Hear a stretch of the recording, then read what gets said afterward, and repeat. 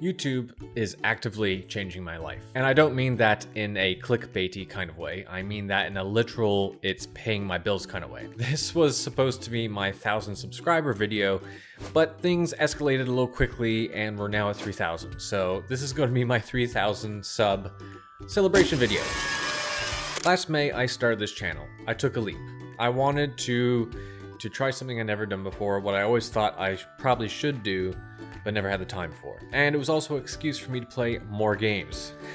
I was always so busy the last, 15 years, working my job, doing photography and videography on the side. I never had time for anything, and games just felt like a waste of time, which is not good. That was a really toxic way of thinking about things. So I thought this was going to be a 6-month thing. I'd do it for 6 months while on EI, and then I'd get another job, and it's been about a year now. EI is run dry. There's no work, and I went into panic mode. And somehow, in the panic, the channel started picking up. And now, amongst all the little photo and video gigs that I got going on, the lion's share of my income this month is YouTube. I never would have thought. I thought I made a little plan that maybe 3 years of doing things consistently, I might make a couple $100 a month. Maybe. Not basically my rent. So yeah, YouTube is actively changing my life. If you want to take a chance, it's possible. Everywhere I looked, is Let's Play still possible? Everywhere I looked, it said no. It said Let's Plays are dead. It says never do them again, because no one's watching. And I thought, I'll still do it. Because I want to. I want to play these games and I don't want to feel guilty doing it. So if you think you have a chance, so if you want to give it a good try, give it a go. You know, the only thing that's stopping you is yourself. Don't get me wrong, it's going to take you a while. It took me about 6 months to see any kind of growth. Actually, I'm going to give all the credit to Elden Ring. Elden Ring and Subnautica actually have given me the boom of subscribers I've had lately. But I think it's something that's going to take time. And if you have the motivation, the passion, especially the passion, it will happen. Now, is it going to be something that will make you famous, rich beyond belief? I don't think so. I think probably that's what most people are talking about. You're not going to get another Markiplier. You're not going to get another PewDiePie or Jacksepticeye. I think that era is gone, but I'm a firm believer that if you have the passion for it, you can be the next one, to some degree. Now, as a lot of you have been requesting, and something I've wanted to do from day one is talk a little bit about me, the name of the channel, why I'm here. Somewhat of an intro video for people who discover my channel, something to kind of figure out who I am. Oh my god. Sorry, my chair's squeaky. Okay. But before I get into that, let's get into my very first sponsor. I've been using the same chair for about 10 years. Stained, dirty, wobbly, doesn't support anything. I was in chair hell. And out of the blue, I get an email from a company called FlexiSpot, which is perfect timing for me. So, why choose the C7 Max? This thing is insanely adjustable. The 3D adjustable headrest tilts to whatever angle you want, whether you're working upright or leaning back relaxing. The backrest height adjusts based on how tall you are, so it actually fits your frame. The lumbar support was what really surprised me. It's focused on the sacrum support, and let me tell you, it's aggressive. It sticks out a little bit more than most chairs, but that's actually a good thing. There's even a mechanism that rotates it back so it forms to your body shape, and it makes it way easier to maintain a proper posture. The seat depth is adjustable. The seat cushion has a 0.2-inch latex layer with memory foam and is designed for up to 12 hours of continuous sitting. Last but not least is the 5D adjustable armrests. They move everywhere. Up, down, 2 rotation pivots, so you can dial this sucker in perfectly. I can sit upright, I can recline safely, sit cross-legged. I didn't even know I needed a footrest. Didn't know, and now I can't go back.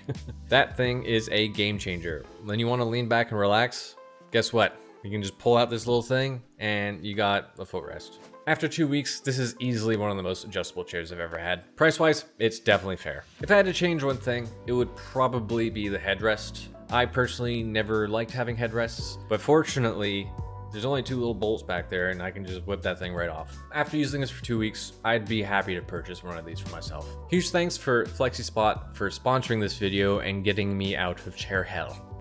Alright, let's get back to the meat of this video. Alright gang, let's get real. Why did I start this channel? I should have started a channel probably 15 years ago. In 2010, I signed up for a animation and 3D generalist course. So I was way ahead of the game in terms of YouTubers back then. I had editing knowledge, I had lighting, I had cameras, I had everything. All I lacked was confidence and a misguided, I don't know if misguided is the right word. I was just all in with college. It was college or nothing. Since then, it's like 15 years.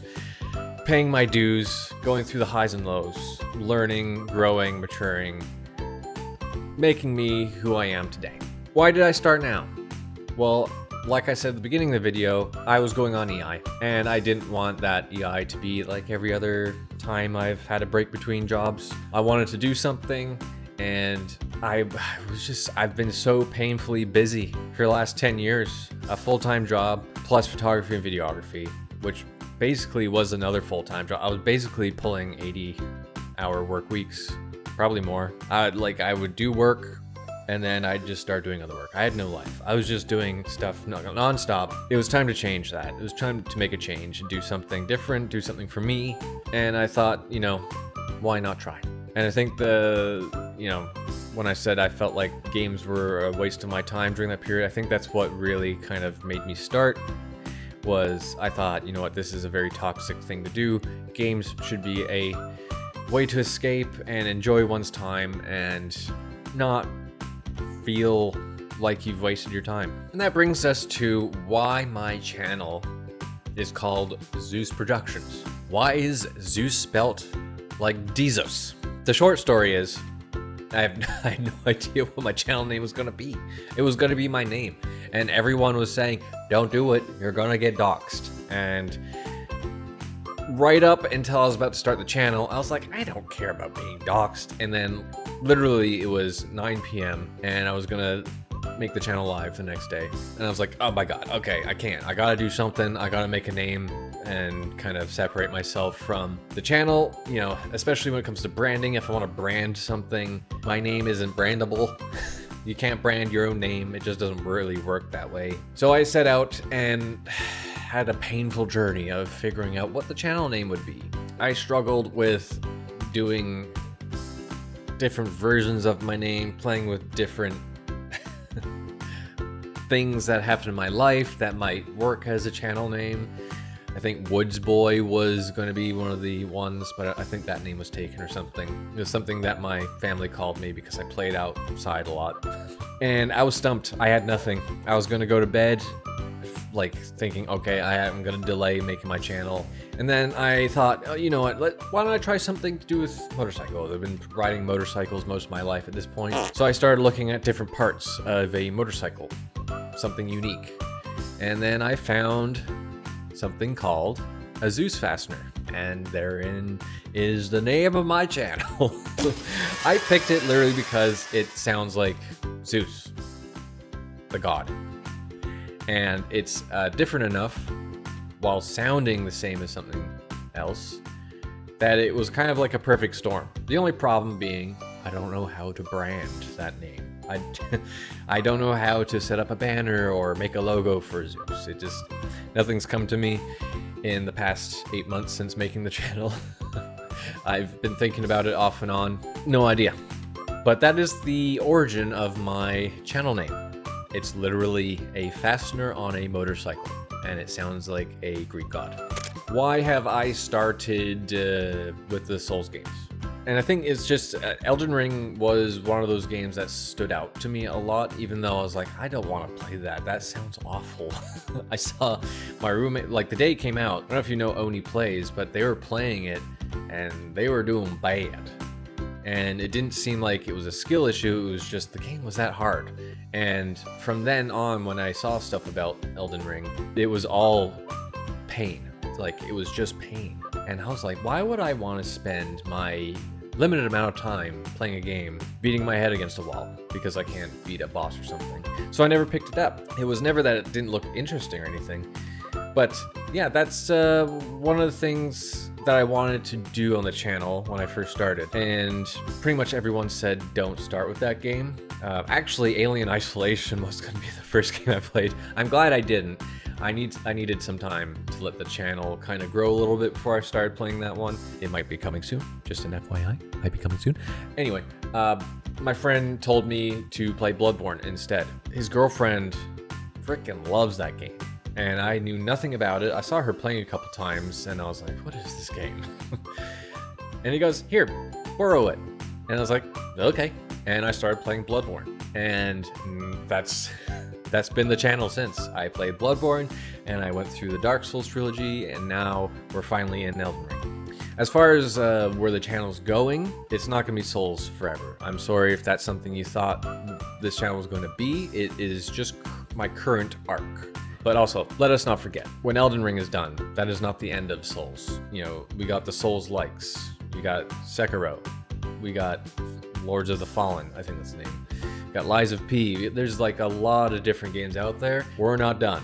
We're not done for a long time. Let's keep that straight. There might be some extra series I do alongside these games, because I do want to add variety to the channel. So just look out for that. I mean, we did Subnautica. You know I'm doing different stuff. Don't worry about it. Anyway, I'm yammering on a lot, and I don't want to make this long video. Let's get into some of the questions you guys had for me. I put up a couple polls. I put up a couple posts asking all of you what your questions were, things you wanted to know about me. This was your chance. So let's look at a couple of them. The first one up is, what's my favorite color? If you didn't notice, I use an orange heart a lot. Now, orange isn't exactly my favorite color. I just like warm colors in general. So like orange, yellow, red, that kind of vibe. That's generally my favorite kind of color. George also asks, also, what's your favorite dinosaur? You do have important questions. I want to say, I don't know the name of it. It's the giant ass sea monster. I think in one of the latest Jurassic Parks, it comes out of the water and kills the big baddie. I don't know what it is about that dinosaur. It looks absolutely frightening, and imagine seeing that sucker underwater. Even if you're in a reinforced submarine and you see that coming for you, say your prayers. Do I play an instrument? If not, what would you like to play? I do play drums. If you see in the background, I have a drum set. I didn't always have that.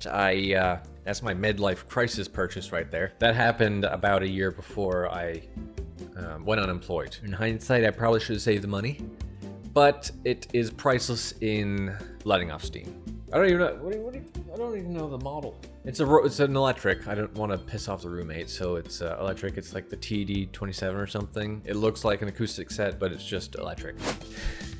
JD asks, what is the airspeed velocity of an unladen swallow? Oh man, I used to know this answer. I thought it was something like 11 meters per second or something. If that's not correct, I apologize. My Monty Python lore knowledge is not quite what it used to be. Mr. Badass with the very important question, do I wipe standing or sitting? This is definitely an important thing I should answer, and it is... Mr. Prince has a three-parter. Why hide your amazing hair? My hair tends to have a mind of its own, and if I have a good day, it can look pretty nice, but otherwise it is all over the place, and putting a hat on is just me being lazy, if I'm being honest, but it just keeps everything situated. And I kind of got used to wearing a hat. I didn't used to wear hats, but now I do. Second question, will you play the Elden Ring DLC? Absolutely, I am playing that for sure. I still haven't made up my mind whether I'm having a little break between the base game and the DLC like you guys did. Like whether I just do a quick 6-part series or something. I don't know, or I might just go right into it. It's anyone's guess at this point. I'll decide when I get there. When we get there. Elden Ring is going to be a hilariously long series. And third, what other Souls game will you play after Elden Ring? Like I mentioned before, you know, you got all the other Souls-likes, like Lies of P, Lords of the Fallen, Sekiro. I'll try to play them all. I'm going to play as many as I can. Ahmed says, first, congrats on 3K. Thank you, sir. Second, would love to know more about the lore of the channel and its origins, and more importantly, will you play Hollow Knight in the future? I think this counts as a Souls-like, and yes, I will play Hollow Knight in the future. Thanks again on the congrats. Appreciate it. John asks, what music do you like and play on the drums? I hate when people ask me this because I don't have music taste per se. Usually I just say I don't listen to country. Everything else I'll listen to. I've not really known any titles of songs or bands for some time now because I just hit play on Spotify and let her go. I'll heart a song if I like the vibe of it, but that's about it. It is very strange. I know. I'm not lost on how weird that is. And being a drummer, I actually don't know most lyrics to 99% of songs because I hear the beat most of the time. It's a strange thing. I'm an enigma, I know. It's weird. That being said, on drums, I do prefer playing heavy metal music because it tends to be more challenging and a little bit more fun than most mainstream songs that just have a 4x4 beat. Oh, Conquest. What is your favorite game of all time? You know, for the longest time, it was Half-Life 2. I'm a Half-Life boy. I played Half-Life as my childhood game. You know, all of you guys were playing the Nintendo and stuff like that. I was playing Half-Life with my dad. That being said, Bloodborne took the #1 spot, but that spot is in trouble because Elden Ring has so far been the best gaming experience of my life so far. But it's hard to replace those old games, you know, like Halo. God, those memories are so good. You know, playing Halo, Half-Life 1, Half-Life 2, it's kind of hard to beat them. It's between Bloodborne and Elden Ring right now. Ronan asks, how long have you been in game development and how would you recommend getting into the field? This is an interesting question. Thank you, Ronan. So, game development is kind of a weird one for me. Professionally speaking, I did about 3 years with Ubisoft, and I've been off and on doing things personally throughout the time I've been an animator. It's hard to say. We made a little game way back in 2016, which we actually did not put on Steam, and it still exists on someone's hard drive somewhere. We've prototyped quite a few little tiny games. We started, I did mention before, I think it was on Dark Souls 2 or 3, I mentioned we were going to start making a game. We did start it, but it is on hold for now while the programmer has a bit of a passion project going on. But we do have another horror game in the kind of early stages. We're thinking of a liminal space type game right now. Who knows if we'll take that to finality? That's all up in the air as it usually is. How do I recommend getting into the field though? That's a tough one. In that there's many ways you can get into it. You don't need a diploma. You just don't. If you use YouTube and you know how to look things up and you're self-sufficient, you can create yourself a portfolio, you can make your own game, you can go into subreddits or forums and see if you can get a little team to make a little game jam, and then from there you just keep going up and up and up. I do recommend starting tiny, make a little tiny game that is easy to make and you can make it start to finish and it works, and then start getting bigger and bigger. Don't go ambitious, don't do that. Start small, something you can do, easily digestible, and basically, you know, just make a portfolio. If you can do something, a studio will hire you at some point. It's not like other jobs where you have a resume and you have X amount of time. Even these positions that say, oh, I need to have 2 AAA games, I need to have 5 years of this and 2 years as a manager. No. Most of these places have to write that, and as long as you have a decent history of managing people, say if you're going for a lead position and you have a little history of leading, you have X amount of time doing something, and you have a portfolio, it's all likely that you'll be at least interviewed. You know, don't give up, keep going, keep trying, and just start. That's literally it. Just start. Sorry, that was a little bit long-winded. I hope I answered that correctly. Mr. Honest, If your YouTube career pops off and allow you to make more liquidity, would you consider developing your own game? Yes, currently am. I definitely agree. I'm surprised that YouTubers haven't really done this a whole lot. I know a couple that are doing it, but I haven't seen any publish any games as of yet. But especially these YouTubers that do like Let's Plays and like gaming content, they don't use their wealth to kind of invest or attempt to make their own games. I find that kind of strange. But definitely, if I get like majorly rich off YouTube, I'm definitely going to make some sort of studio that is not held back by investors or CEOs with weird like intentions and politics. If I'm rich, I will make a studio that will make games that are fun, that are about the fun. They're not about making you guys pay more with microtransactions and downloads and DLCs. It's gonna be about the game being fun for you and your friends, because that's what we all want right now. Gaming industry sucks right now, let me tell you. Gerald asks, will you do the Elden Ring DLC? As I said before, absolutely. I am absolutely.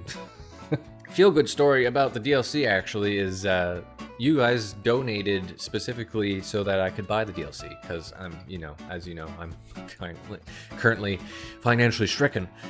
You guys on one of my streams donated enough money for me to go ahead and buy it, and at the end of the stream I bought it and installed it. It's ready and waiting. Thank you for commenting, Gerald. Alex Alpha 4243 asks, I admit I want so badly to see someone playing the old God of War games. Not much like it's gonna happen, but I hope. Not a question, well, sort of a question. He's asking me in a way that if I'm going to play God of War, and I definitely do. I definitely do want to play that. It's going to be on the channel at some point. It could be one of those side series I do. We'll see. But this PlayStation back here has got both the new God of War games loaded up already. I think it has God of War 3 installed on there too. I just need to find the first two. I think it's a trilogy, right? Thank you, Alex. Naven? Or is that Kevin Naven? Longtime viewer of the channel, by the way. Not a question, but more of something that I want to see. I stumbled upon your channel due to the horror games you were playing. Wow, you are definitely an OG of the channel. That was way back. Then you played Bloodborne, which immediately earned my subscription. That said, I would like to see you play Resident Evil in your channel. Would be a blast to see you playing them leading up to the Resident Evil 9 releasing this February. Hope that is something you plan on doing. Cheers.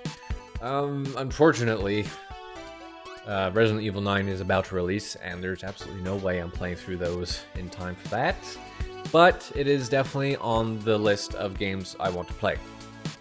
I did recently, God, time is flying. It's not even really recent, but I did, while on a Steam sale, get the RE4 remake, 7 and 8, which I think is Biohazard and The Village. I have those 3. So if not the rest of them, I will play those 3 at some point. I will also be playing more horror games now and then. I just don't know how I'm going to fold that into the existing structure. DPB0101 asks, what has been your favorite Souls game so far? I think I've already kind of answered that. I mean, God, I don't know. I have to play through Elden Ring fully before I can kind of say Elden Ring.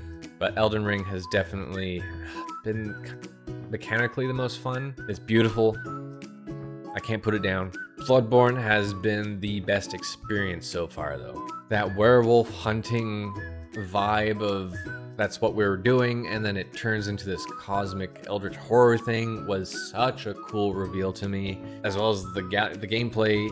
I missed the rally system. That was so fun. Just the vibe, the visuals, the gothic design, the music. It was all such a well-packaged game. I loved it to bits.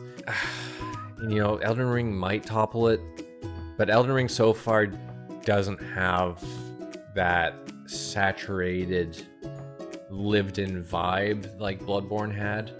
I guess it's because it's an open world game, and it is so open that it's hard to have that perfectly tailored level design. So I guess in short, my favorite Soul game so far it's Bloodborne. And my favorite cologne. I don't have one. I do have... God, I've had this cologne since I think grade 10. I don't want to say how many years that's been, but I still have it. I don't know how I still have it. but it is still to this day my favorite cologne. It was from American Eagle, funnily enough. And I don't know what the cologne's called. I don't know what the smell is supposed to be. I don't really wear cologne, to be honest with you. I wear it on very specific and rare occasions. But yeah, I hope that answers your question adequately. Thanks, DP. Rob Chowder, what a name. Gamer question, what area in the game have you enjoyed the most so far, and which do you look forward to the most? Well, I can tell you, I can't really say what I look forward to without knowing what's ahead of me. I guess there's a volcano place. That sounds cool. I guess I look forward to that. What have I enjoyed the most so far?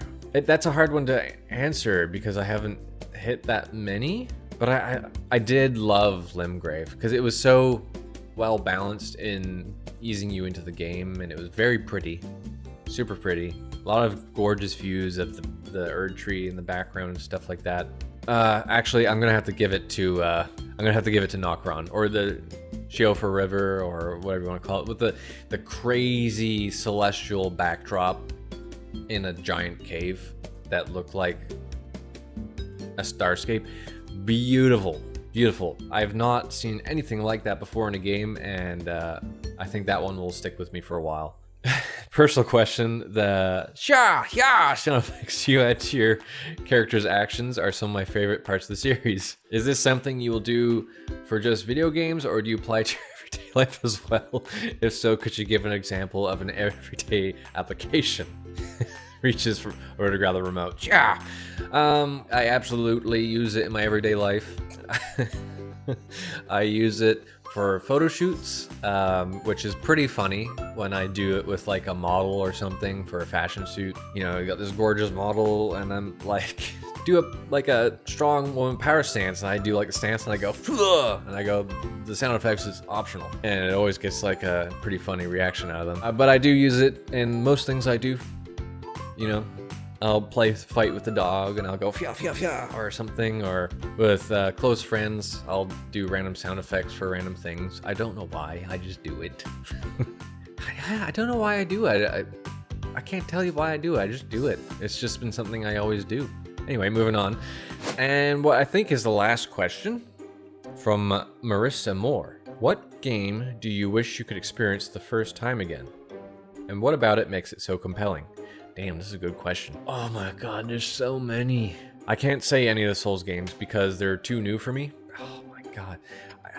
You know, honestly, just because I grew up with it, the Half-Life games. Yeah, like playing those again for the first time and trying to figure out the lore and what's going on in the world and who the G-Man is and stuff.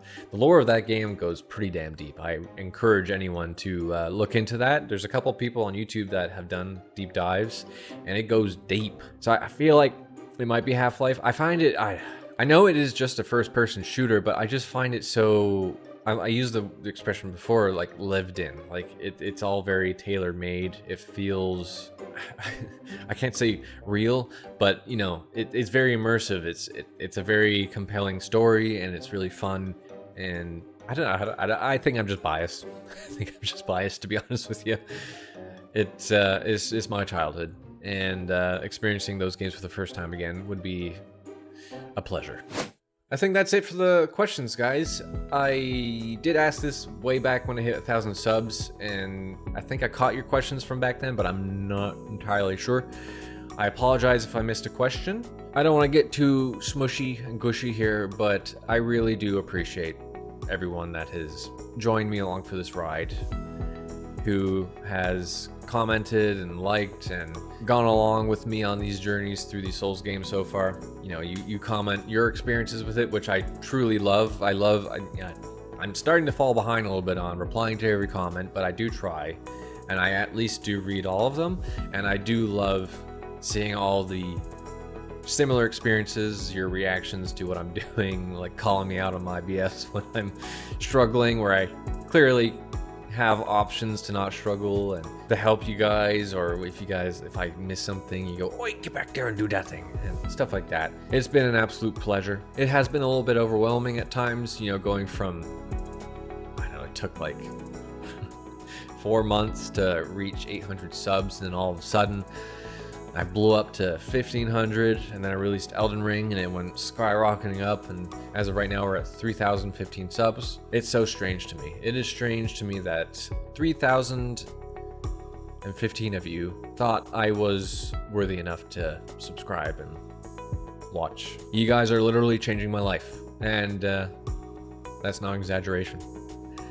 Can't tell you the stress I've been under with the lack of work, the uncertainty if I'm going to be able to pay my bills. Every one of you that has commented and liked has pushed my videos to be thrown out into the algorithm more. I understand YouTubers now why they say please like and subscribe. Like the liking and commenting, it all just sends the video out to get more impressions in front of more people, which grows the channel.